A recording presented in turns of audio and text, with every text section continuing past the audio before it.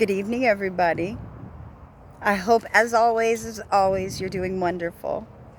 I'm out on the swing enjoying the cool evening air. So while I'm sitting here, I decided to check my page, and I see that I had gotten a whole lot of views on my video about when I was in the porn industry. I guess that shouldn't be shocking because people always want to hear about sex. If you're talking about sex, oh, they want to hear it, of course.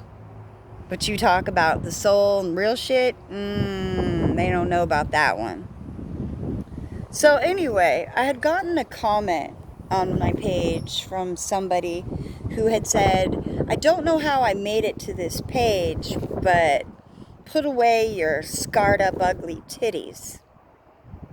Okay, all right, put away my scarred up ugly titties. Well, okay, well, first, I'm 46, so, yeah, they might be a little old and ugly. I don't blame you on that. But here's the thing. Tell you what's not scarred. My soul, and I'm still here. Because let me tell you about the scar that you were talking about. Not that you deserve, an explanation, but because I deserve peace.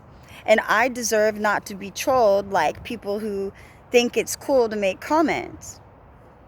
So, young buck, talking about my ugly titties and the scars on them, let me tell you about those scars. See, when I was, about 20 years ago, I was diagnosed with a very rare illness. 1 in every 500,000 people get it, and it's often terminal, and there's no cure. It's called Scleroderma. There are different forms of Scleroderma. There's the topical form where you may have problems with your skin, you have tightening of the skin, you have thinning of the skin, because what happens is you have a very weak immune system and your body fights itself and it produces calcium deposits. So it makes it difficult for people. They often end up in wheelchairs if they have certain types. There's also a type where it's internal. And for those people, it hardens the inside of your body. Not my heart and my soul like you, smartass, with your comments about my ugly titties, but the inside of the body. It turns them into calcified deposits. So like the heart, the lungs, the throat, it just hardens up over time. I've been pretty fortunate. Now, I have had to have a procedure because I had a stricture where they had to stick a balloon inside and pull it back up because I couldn't breathe because my airway was too constricted because of my illness. So they had to help me with that. So I might have big ass ugly titties, but you know what? I've survived not 1, but 2 terminal illnesses because I am in remission. So the scars on my boob are from procedures that I had done. You see, I went through many, many, many years of procedures, and because my illness is rare, and because my bloodline is a little rare, they've done tons and tons and tons and tons and tons of research and studies based on me for this. And many others, not just me, but people who have scleroderma. So I've done a bit of advocacy for it. I did a bit of youth ministry as well. Because here's the thing. When the doctors told me that I had this illness, they said that there's a chance I would die from it, and they didn't know how to cure it, and I was in pain. I'm not going to go through the whole story right now, but let's just say a lot went on. I lost a lot of hair. I went through a lot of experimental treatments. They were giving me injections, up to 17 injections in my body, in my chest, and in my back for the scleroderma, because I have it on my back and on my chest. So it's on the trunk. So The procedures are painful. And I actually ended up stopping. I went to my doctor after a few years, and I said, I'm done. And the doctor was like, what do you mean? I said, I'm done. There's no cure for this illness. You've already stated that there's no medications that you know of that are going to cure my illness. All that's happening is I'm masking it by taking these other medications. It's doing nothing other than causing additional side effects. And if I have this illness, and I would like to fight it off naturally. And I stopped all my treatments, and everybody told me I was fucking crazy. I just stopped. It wasn't that I was done living. I was done dying. Because that's what was happening when I was going to these doctors and believing them that I had this illness and that I was going to die. The God I serve said different. So when I stopped I'm not telling anybody to stop your medications. I'm not. Don't you guys do this. This is what I did. So I stopped all my medications. I still went to my doctor's appointments. Every month I was seen because, again, the illness is rare. So even though I stopped the medications, I still wanted to be monitored to see how my progression would go. So I started to live like I wasn't sick. I got off all the medications, which took a really long time, and it was hard, and I went through some withdrawals. Woo! Woo! Bad withdrawals. But once I got off the medications, I wasn't thinking about the illness every day. Because, like when you take medications, you're thinking every time you take the medication 3 times a day, I'm sick, I'm sick, I'm sick. I'm putting these products in my body. I'm sick, I'm sick. I said, you know what? These medicines are making me sick.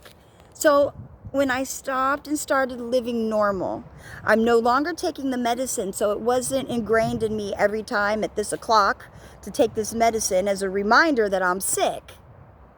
I just forgot about it. I just stopped and started living. And I went back to the doctors, and I was in remission. And they were amazed. They were freaking amazed. I just stopped. See, a lot of times people think they know what's best for you when they don't. Or people will use you to experiment on you. You're not an experiment. Be your own advocate. Stand up for yourself, including your health. I'm not advocating that anybody stop their medications because some medications are very necessary. In my case, with my scleroderma, I had made that choice because they had already told me I was, I'm not putting that out there because I'm not casting a spell upon myself to believe what they would like. But I've been in remission for a long time. Yes, my chest is scarred up, and I actually have a complex about it. I hate it. Every time I see it, I have a hard time. So I'm not going to lie and say that when people make comments, which is very, very rare, most of the time they just think it's a hickey. But when someone like this person came on and was very rude about my scarred up titties, I'm like, you know what? I have a story. I'm a warrior. It's a battle scar. I survived. So you know what? Trolls, I won't even take your comments to heart because I know that you are not coming from a place of your own understanding, much less at my level. So I won't sit there and beat myself up or be mad at you so much for your comment. I'll just bring it up this way. People like to troll people for various reasons. Some people are paid to troll you. If you're a targeted individual, which I know a lot about that, there will be people who are literally paid to stalk you, gang stalk you, gaslight you, and harass you. Some are even sent to pretend to be your fucking friends, and they're not. They're paid agents. So you got to be careful about that. Then there's the spiritual warfare where it's just demons. And demons jump from person to person. See, it's their spirits. So they can go inside anybody. Depending on your mood, if you open the gateway and allow them in, guess what? So don't feed the trolls. Try to educate them. Teach them a better way. You know, I could troll the troll back or be an asshole, but then what happens? We just have two assholes completing assholeness together. Whee! What if we won? What's the prize? There isn't one. So how about I stay being me, right? I stay being nice. I'm going to have compassion on you, even though you just talk about my ugly body, but my soul is spirit. Your mouth is ugly. Wash it. I bet you're probably even an okay person. Maybe you're just having a bad day. If putting me made you feel better, then I'm sorry for you. But as for me, I'm whole. That's my goal. And stay that way. So, you guys have a great day. Maybe I'll do a video soon talking more about scleroderma and what it is.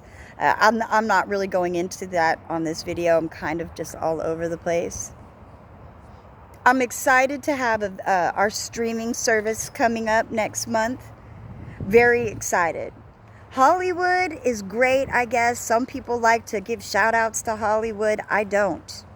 See, Hollywood is a brand, and there's a lot of people, lot of hidden stuff in there that I'd rather just not deal with. Contracts and obligations, when you could stay independent and keep your own money, keep your own ideas, brand yourself if you're going to. Don't go for that herd mentality. You're not cattle being led to the slaughter. Wake up. So, I'm looking forward to moving forward with the foundation, because with the Roku site that we're starting next month, we have a soft launch. The League Foundation, I think I said that at the beginning of the video, I can't remember. So, I'll be able to speak a lot more freely. Because on Facebook and on YouTube, you're very much monitored. You can't say a whole lot about anything. But when we have this streaming service, there will be a lot more freedom, and I'll be able to really voice my true opinions. And I could go into a lot more detail about things. Some of the topics I plan to talk about, of course, are health and well-being, but also super soldiers, MK Ultra programming, satanic ritual abuse, survivors, overcomers, how to overcome the program, how to see the program, how to overcome parts of the matrix that you might not see. A lot of different things. My time in the adult entertainment industry. I'll share some of those stories. I have a lot of things that I'd like to share with you guys. So next video, I'll do that. But for now, you guys all have a phenomenal night.